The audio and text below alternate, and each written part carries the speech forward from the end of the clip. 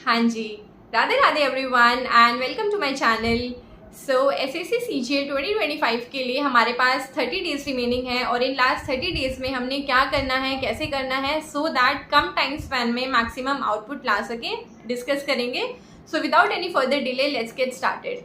So first thing is mock लगाना है। हाँ जी, जिसने भी अभी मॉक लगाने स्टार्ट नहीं करे हैं और स्टार्ट कर दो, इट्स हाई टाइम ऑलरेडी।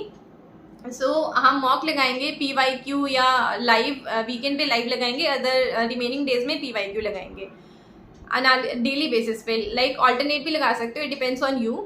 हमने मॉक लगाया, उसको अच्छे से एनालिसिस करना है और अपने स्ट्रेंथ और वीकनेस पे जानना है। Everyone knows their weakness and strength already, but still जिसको नहीं पता है उसने पता करनी है। फिर हम क्या करेंगे, वहीं पे स्टक नहीं हो जाना है। अब हम सेक्शनल लगाएंगे। लेट्स से हमारा क्वांट्स वीक है, अब भाई हम क्वांट्स के डेली बेसिस पे सेक्शनल लगाएंगे।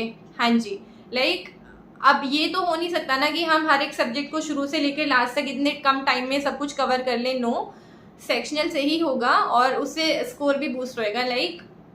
सेक्शनल लगाया, हो सकता है हमसे 20 क्वेश्चंस बने, 21 बने, जितने भी, और कुछ टॉपिक्स होंगे जिसके क्वेश्चंस हमसे नहीं हो रहे हैं। तो क्या करना है, अभी हमारे नोट्स होंगे आपके पास, या फिर जो भी आपने जिस भी टीचर से पढ़ा है उन टीचर से जाके पढ़ो, या फिर जो भी रिवीजन, जो भी बुक है आपके पास, उससे रैपिड रिवीजन लो जल्दी से। और नेक्स्ट सेक्शनल पे पहुंचने से पहले मेक श्योर कि आप वो मिस्टेक्स रिपीट ना करो नेक्स्ट सेक्शनल में। इससे आपका स्कोर डेफिनेटली बूस्ट होएगा and it will definitely help. And I think same goes with reasoning as well. Reasoning में भी सेम करना है आपने, सेक्शनल देना है और जो भी टॉपिक आपका वीक है उस पर वर्क करना है और नेक्स्ट सेक्शन पे जाने से पहले उसको अच्छे से क्लियर कर लेना है। और रीजनिंग तो आप फुल मार्क दोगे, उससे भी हो जाएगा, I think not a big deal. अब बात करते हैं इंग्लिश की। इंग्लिश में व्हाट वुड आई से is vocabulary. Yes, vocab is very important. आपको वोकैब डेली बेसिस पे करनी है। सवेरे सेशन लगा लो या फिर शाम में पढ़ लो, जो भी आपके पास बुक है उसी से। अभी इस टाइम पे I would not suggest you any book, क्योंकि जो भी आपके पास कंटेंट है उसी से रिवीजन करो, मल्टीपल रिवीजन करो वोकैब की। एंड वोकैब के लिए एक अच्छी वो बताती हूँ, मेरे लिए हेल्प करता है। मैं क्या करती हूँ, ईयरफोन लगा लिया और फ़ोन रख दिया साइड में और वो सुन रही हूँ, सिर्फ मैं वर्क कर रही हूँ या कुछ भी कर रही हूँ, घर में कुछ मम्मा की भी हेल्प हो जाती है इससे। फिर ये सही रहता है काफ़ी ना, सुन रहे हो, ऐसे आपको चैनल्स मिल जाएंगे वो कैब का रिवीजन करवाते हैं, तो वो कर सकते हो। और इसके अलावा रीडिंग करनी है इंग्लिश में। Reading is very important, it will help you in reading comprehension as well. Cloze test में, PQRS में, इसमें काफ़ी हेल्प करती है। रीडिंग आपने डेली बेसिस पे करनी है। बाकी ग्रामर की बात करें तो ग्रामर में जिन भी टीचर से आपने पढ़ा है वो रिविजन करना है आपने सेम, अभी कोई न्यू सोर्स वगैरह फॉलो नहीं करना है।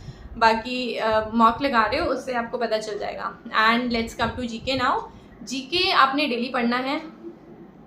What I do is Fatman पढ़ती हूँ मैं पहले और फिर लिटिल बॉय से मैं क्वेश्चंस प्रैक्टिस करती हूँ। ये बेस्ट तरीका लगता है मुझे। बाकी आप FRB कर सकते हो, बिल्कुल। FRB फास्ट रिवीजन है, बहुत जल्दी रिवीजन हो सकता है इससे। बाकी जिसने बिल्कुल भी नहीं पढ़ा है तो भाई पढ़ना अभी शुरू कर दो, क्योंकि और हाँ, मेजर पहले ना ये पॉलिटी, हिस्ट्री, ज्योग्राफी, जो मेजर टॉपिक्स हैं वो पहले कवर करना। आई वांट, अदरवाइज ट्राई करना सारा ही जल्दी फिनिश हो जाए। तो रैपिड रिवीजन करना है GK का, तो FRB से कर लो या जैसे भी आपको सही लगे। और बाकी मॉक तो आप दे ही रहे हो, मॉक डेली बेसिस पे देना है। एक फुल लेंथ का PYQ दे सकते हो और वीकेंड पे लाइव मॉक दे सकते हो। मैं भी देती हूँ लाइव मॉक, मैंने चैनल पे डाले भी हैं और जिनने देखे होंगे उनको पता है कि मेरा भी मैथ्स थोड़ा वीक है, तो मैं मैथ्स में वही करूँगी जो मैंने आपको बताया है। सेक्शनल लगाऊंगी आगे से, अभी रिमेनिंग 1 मंथ में। सो मैं भी वही करूँगी जो मैंने आपको बताया है and it will boost our score definitely. Sectional सच में हेल्प करेगा। इसके अलावा डेली बेसिस पे जो भी चीज़ें बताई हैं, वो कैब पढ़ना है इंग्लिश में, GK में रिवीजन करना है, डेली बेसिस पे पढ़ना है GK। So this is it. इसके अलावा कुछ रह तो नहीं गया। हाँ, सबसे इम्पॉर्टेंट